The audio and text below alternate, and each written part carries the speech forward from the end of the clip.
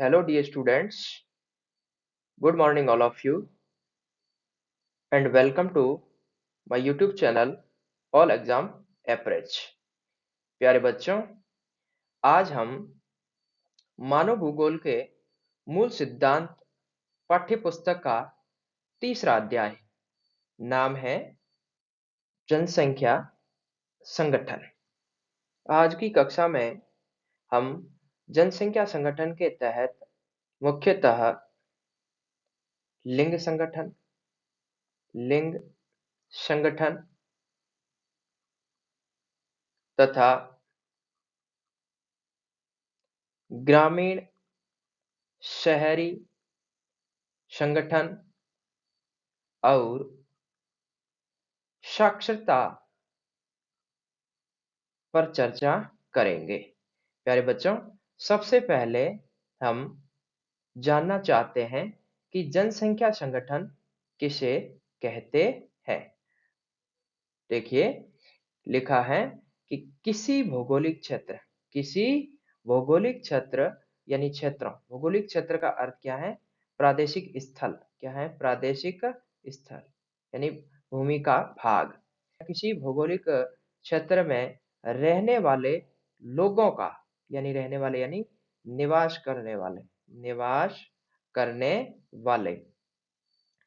करने वाले लोगों का लिंगानुपात, साक्षरता, आयु संरचना, व्यावसायिक संरचना, भाषा, ग्रामीण व शहरी जनसंख्या इत्यादि का समावेशित विश्लेषण। इत्यादि का क्या है? समावेशित विश्लेषण। समावेशित विश्लेषण का अर्थ क्या होता है? समावेशित का अर्थ है सभी को साथ लेना, यानी जो साथ में लिंगानुपात, साक्षरता, आयु संरचना और अन्य जितने भी तथ्य हैं, इन सभी का विश्लेषण यानी का इनका अध्ययन करना। इनका क्या है? अध्ययन करना। क्या कहलाता है? जनसंख्या संगठन कहलाता है। क्या कहलाता है बच्चों? जनसंख्या संगठन कहलाता है। ध्यान रहे, परीक्षा में पूछ लिया जाए कि जनसंख्या संगठन में कौन कौन से घटक शामिल हैं, तो बच्चों आप क्या लिखोगे? लिंगानुपात, साक्षरता, आयु संरचना, व्यावसायिक संरचना, भाषा, ग्रामीण व शहरी जनसंख्या इत्यादि का समावेशित विश्लेषण जनसंख्या संगठन कहलाता है। प्यारे बच्चों, इसके बाद हम लिंग संगठन पर चर्चा करेंगे। लिंग संगठन। प्यारे बच्चों, सबसे पहले हम जानने की कोशिश करेंगे कि लिंग संगठन किसे कहते हैं। प्यारे बच्चों, लिंग संगठन या फिर हमें इसे क्या है? लिंगानुपात लिख सकते हैं। क्या कहते हैं बच्चा? लिंगानुपात। लिंगानुपात का अर्थ क्या है? Sex ratio. क्या है? Sex ratio. किसे कहते हैं बच्चों? देखिए, किसी क्षेत्र विशेष में यानी स्थान विशेष में पुरुषों पुरुषों पुरुषों और महिलाओं पुरुषों और महिलाओं की संख्या का अनुपात। पुरुषों और महिलाओं की संख्या का अनुपात क्या कहलाता बच्चों? लिंग संगठन या लिंगानुपात कहलाता है। ध्यान रहे कि किसी भी क्षेत्र में जनसंख्या में लिंग कौन कौन से? एक पुरुष और एक स्त्री, और स्त्री और पुरुष का अनुपात, इन दोनों लिंगों का अनुपात ही क्या कहलाता बच्चों? लिंगानुपात कहलाता है। फिर देखिए, एक नोट है बीच में। देखिए, भारत के संदर्भ में प्रति 1000 पुरुषों पर महिलाओं अर्थात स्त्रियों की संख्या को क्या कहा जाता है? लिंगानुपात कहा जाता है। यानी क्या है? भारत में जो लिंगानुपात ज्ञात किया जाता है वो प्रति 1000 पुरुषों पर महिलाओं की संख्या को दर्शाया जाता है। फिर लिखा है, इस लिंगानुपात को निम्न सूत्र द्वारा परिकलित किया जाता है। तो ये क्या है बच्चों? ये लिंगानुपात ज्ञात करने का क्या है बच्चों? सूत्र है। क्या है? सूत्र। परीक्षा में पूछ लिया जाए लिंगानुपात ज्ञात करने का सूत्र, तो भारत के संदर्भ में क्या होता है कि अंश में स्त्रियां अर्थात क्या है? स्त्रियों की संख्या बटे पुरुषों की संख्या, स्त्रियों की संख्या बटे पुरुषों की संख्या इंटू इंटू 1000। इसके बाद और लिखा है बच्चों कि भारत के भारत के अलावा भारत के अलावा अन्य देशों में, यानी क्या है कि भारत के अलावा अन्य जो देश है, यानी विश्व के जो दूसरे देश हैं, उन देशों में, अन्य देशों में 1000 स्त्रियों पर 1000 स्त्रियों पर पुरुषों की संख्या को 1000 स्त्रियों पर पुरुषों की संख्या को क्या कहा जाता है बच्चों? लिंगानुपात कहा जाता है। लिंगानुपात कहा जाता है। यानी क्या कह रहा है कि भारत के संदर्भ में तो क्या है 1000 पुरुषों पर, भारत के संदर्भ में क्या है बच्चों 1000 पुरुषों पर, जबकि भारत के अलावा अन्य जो विश्व के कुछ देश हैं जहां पर क्या है 1000 स्त्रियों की संख्या पर क्या है पुरुषों की संख्या को लिंगानुपात कहा जाता है। और विश्व के संदर्भ में लिंगानुपात ज्ञात करने का सूत्र क्या रहेगा बच्चों? पुरुषों की संख्या अंश में रहेगी और स्त्रियों की संख्या हर में रहेगी। अर्थात क्या है सूत्र ये रहेगा कि पुरुषों की संख्या बट्टे स्त्रियों की संख्या इंटू 1000। और इस सूत्र से क्या है हम विश्व की जो लिंगानुपात है ज्ञात कर सकते हैं। इसके बाद देखिए बच्चों अगला नोट लिखा है कि विश्व लिंगानुपात के आंकड़े प्रति 100 स्त्रियों स्टार करने वाली बात लिखी हुई है, प्रति 100 स्त्रियों पर पुरुषों की संख्या को क्या कहा जाता है बच्चों? लिंगानुपात कहा जाता है। यानी क्या है कि विश्व के संदर्भ में कुछ देशों में 1000 स्त्रियों पर, जबकि विश्व के संदर्भ में क्या है कि यहाँ पर 100 स्त्रियों पर पुरुषों की संख्या को क्या कहा जाता है? लिंगानुपात कहा जाता है। और विश्व में लिंगानुपात का सूत्र है पुरुषों की संख्या बटे स्त्रियों की संख्या इंटू 100। इससे पहले क्या है बच्चों दोनों फॉर्मूला में क्या है 1000 से गुणा हो रहा था, और आपको यहाँ पर ध्यान रखना होगा कि यहाँ पर क्या है 100 स्त्रियों पर क्या है पुरुषों की संख्या को ज्ञात करना है। तो इस तरह से बच्चों परीक्षा में फॉर्मूलाज को भी पढ़कर जाए। इसके बाद देखिए आगे लिखा है कि इन्हीं आंकड़ों के तहत, यानी जो लिंगानुपात के आंकड़े हैं, इन्हीं आंकड़ों के तहत विश्व का लिंगानुपात कितना है बच्चों? 102। कितना है? 102। परीक्षा की दृष्टि से महत्वपूर्ण है। और ये 102 क्या है? लिखा है कि अर्थात 100 स्त्रियों पर पुरुषों की संख्या, यानी क्या है 100 स्त्रियों पर पुरुषों की संख्या कितनी है? 102। 102। तो ये आंकड़े महत्वपूर्ण है कि विश्व लिंगानुपात कितना है? 102 है। इसके बाद अन्य तथ्य लिखा है विश्व में सर्वाधिक लिंगानुपात वाला विश्व में सर्वाधिक लिंगानुपात वाला देश लातविया है। कौन सा है दोस्तों?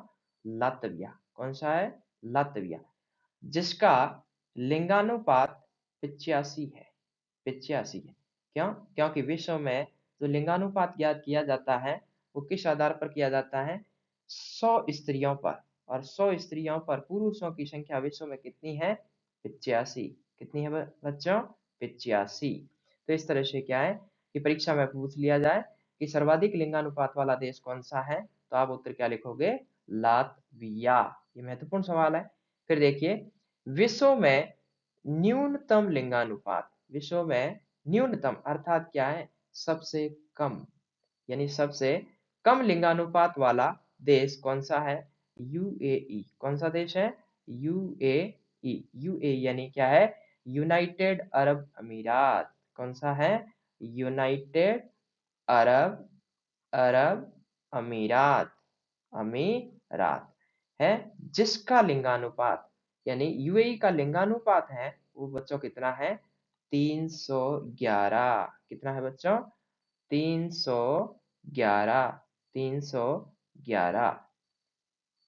देखिए इससे आगे अन्य तथ्य देखिए विश्व में जो लिंगानुपात 102 है, और एशिया महाद्वीप का लिंगानुपात है 954, और भारत का लिंगानुपात है 943। ये भी आंकड़े महत्वपूर्ण है, विशेष करके भारत का लिंगानुपात याद रखें 943 है। और भारत का क्या है? यहाँ पर 1000 पुरुषों पर महिलाओं की संख्या है। क्या है, 1000 पुरुषों पर महिलाओं की संख्या क्या कहलाती है, लिंगानुपात कहलाती है। इसके बाद देखिए लिखा है कि सर्वाधिक लिंगानुपात वाला महाद्वीप कौन सा है। तो आप उत्तर क्या लिखोगे, यूरोप। कौन सा, यूरोप। और यूरोप का लिंगानुपात कितना है, 1077। कितना है, 1077। अगला बिंदु देखिएगा, न्यूनतम लिंगानुपात वाला महाद्वीप एशिया। और एशिया का लिंगानुपात कितना है, 954। याद रखने वाला तथ्य है, महत्वपूर्ण तथ्यों में से है कि एशिया महाद्वीप का विश्व में सबसे कम लिंगानुपात है और वो कितना है, 954। अगला देखिए, टिप्पणी की हुई है, नोट लिखा है, यूएनओ संयुक्त राष्ट्र संघ ने दुनिया के 211 कितने, 211 देशों का लैंगिक रिपोर्ट को तैयार किया। क्या है, लैंगिक विश्लेषण करके इसकी क्या है, रिपोर्ट तैयार की। और इस रिपोर्ट में 139 देशों में लिंगानुपात स्त्रियों के अनुकूल था। क्या, स्त्रियों के अनुकूल था, यानी स्त्रियों के अनुकूल का अर्थ है कि यहाँ पर लगभग स्त्री और पुरुष की संख्या क्या है, लगभग क्या थी, समान थी। क्या थी बच्चों, समान थी। इसके अलावा क्या है कि अन्य जो देश है उनमें स्त्रियों की संख्या क्या थी, प्रतिकूल थी। यानी यहाँ पर क्या है, स्थिति प्रतिकूल का अर्थ है कि स्त्रियों की संख्या कम और पुरुषों की संख्या क्या रही, अधिक थी। पुरुष की संख्या क्या थी, अधिक थी। इसके बाद देखिए अगला जो हमारा जनसंख्या संगठन का जो भाग रहेगा, ग्रामीण एवं नगरीय संगठन। अगला कौन सा है बच्चों, ग्रामीण व नगरीय संगठन। ग्रामीण व नगरीय संगठन में देखिएगा लिखा है कि विश्व के किसी भी देश में निवास के आधार पर जनसंख्या को निवास के आधार पर जनसंख्या को दो भागों में बांटा गया है। कितने भागों में बच्चों, दो भागों में बांटा गया है। यानी जो जहां पर निवास करते हैं, तो मानव मानव के निवास करने के दो स्थान है। या तो वह कहाँ पर करेगा, गांवों में, अर्थात क्या है, ग्रामीण संगठन। और या फिर क्या है, जो गांव में नहीं रहता, इसका मतलब ये हुआ कि वो कहाँ रहता है, शहरों में रहता है, अर्थात कहाँ है, नगरों में निवास करता है। तो नगरीय संगठन और ग्रामीण संगठन, सबसे पहले हम पढ़ेंगे कि ग्रामीण संगठन किसे कहते हैं। तो प्यारे बच्चों देखिए, ग्रामीण जनसंख्या क्षेत्र जिन क्षेत्रों की जिन क्षेत्रों की अधिकांश जनसंख्या जिन क्षेत्रों की अधिकांश जनसंख्या प्राथमिक कार्य, यहाँ पर ये नोट करने वाली बात है बच्चों कि जिन क्षेत्रों की जनसंख्या प्राथमिक कार्यों से जुड़ी हो। कौन से कार्यों से, प्राथमिक कार्यों से जुड़ी हो। और वे क्या कहलाती हैं, ग्रामीण जनसंख्या कहलाती है। और प्राथमिक कार्य कौन कौन से बच्चों, कृषि, पशुपालन, खनन इत्यादि। ये तमाम कार्य कैसे हैं, प्राथमिक कार्य। अर्थात क्या है, व्यक्ति कृषि कार्य कर रहा है, पशुपालन कर रहा है या खनन कार्य कर रहा है, तो वो कौन सा है, ग्रामीण क्षेत्र का व्यक्ति है।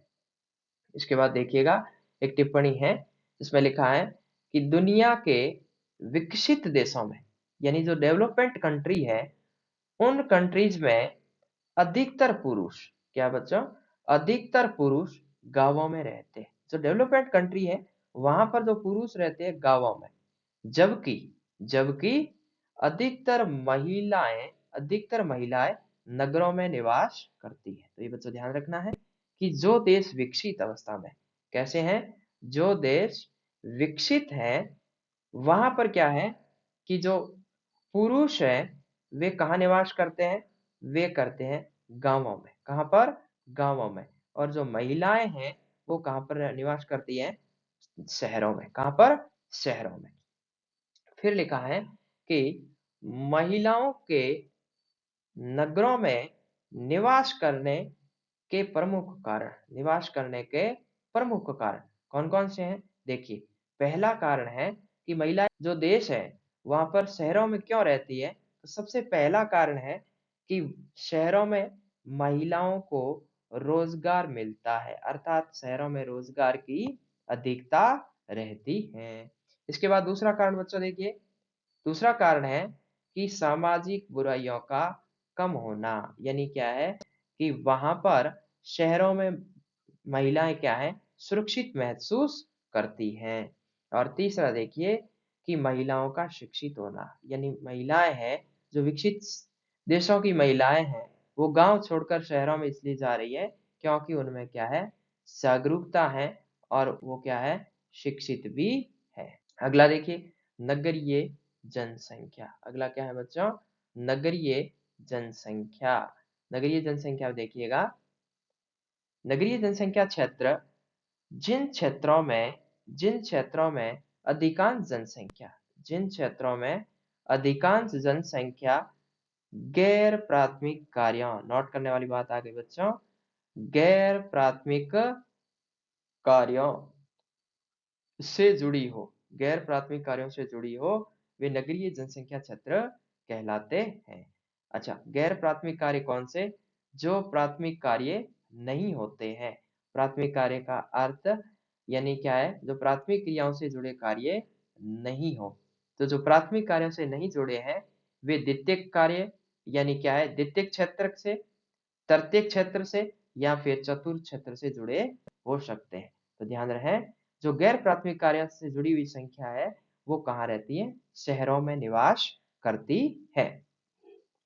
नोट में देखिए बच्चों, लिखा है कि विकासशील देशों में अधिकतर पुरुष विकासशील देशों में अधिकतर पुरुष शहरों में निवास करते हैं। देखिए यहाँ पर विकसित देशों के ठीक विपरीत कंडीशन है।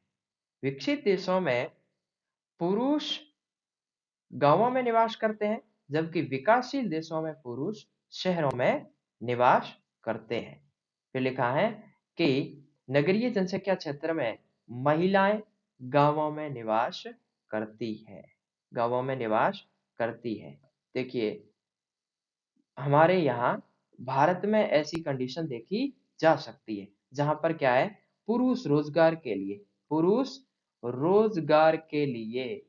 किसके लिए, रोजगार के लिए क्या है, शहर में रहता है, जबकि महिलाएं हैं वो गृहिणी होती है। फिर लिखा है कि महिलाओं के शहरों में नहीं रहने के निम्नलिखित कारण है, यानी क्या है कि महिलाएं हैं ये शहरों में क्यों नहीं रहती हैं, इसके कारण पहला है कि महिला सुरक्षा की कमी, यानी शहरों में महिला सुरक्षा की कमी महसूस होती है। अगला देखिए, नगरों में आवास की समस्या, नगरों में आवास की समस्या, यानी क्या है, वहां पर रहने में समस्या होती है क्योंकि कम क्षेत्रफल में अधिक घनत्व होता है, इसलिए वहां पर क्या है, रहना आसान नहीं होता है, इसलिए महिलाएं क्या है, शहरों की तरफ नहीं जाती।